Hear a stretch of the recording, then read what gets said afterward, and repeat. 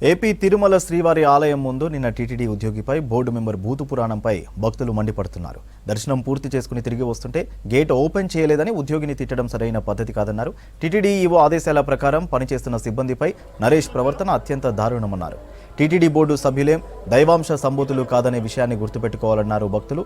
శ్రీవారి సేవ చేయాల్సింది పోయి అహంకారంతో వ్యవహరించిన బోర్డు మెంబర్ నరేష్ ఉద్యోగులందరికీ బేషరతుగా క్షమాపణలు చెప్పాలని డిమాండ్ చేశారు. ఉద్యోగుల ఆత్మస్థైర్యం దెబ్బతీసేలా అగౌరవంగా వ్యవహరించే వారిపై ఉన్నతాధికారులు కఠిన చర్యలు తీసుకోవాలన్నారు.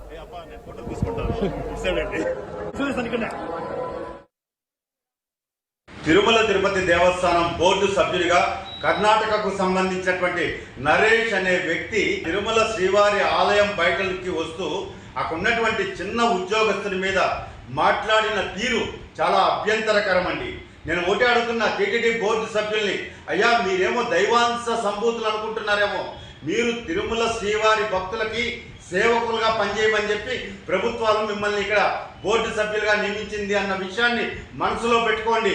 మీరేదో దైవాంశ సంబూతుల్లాగా రావడమే గేట్లు తెరవండి అంటే తెచ్చే లోపలనే ఆ ఉద్యోగస్తుల మీద నానా బూతులు అంటే చెప్పుకునేదానికి కూడా సిగ్గుపడాలండి. సభ్య సమాజం అంతా, శ్రీవారి భక్తులు, స్థానికులంతా కూడా ఆ వీడియో వైరల్ అవుతా అంటే చూసి మనోవేదంతో ఈరోజు మాట్లాడుతున్నాం.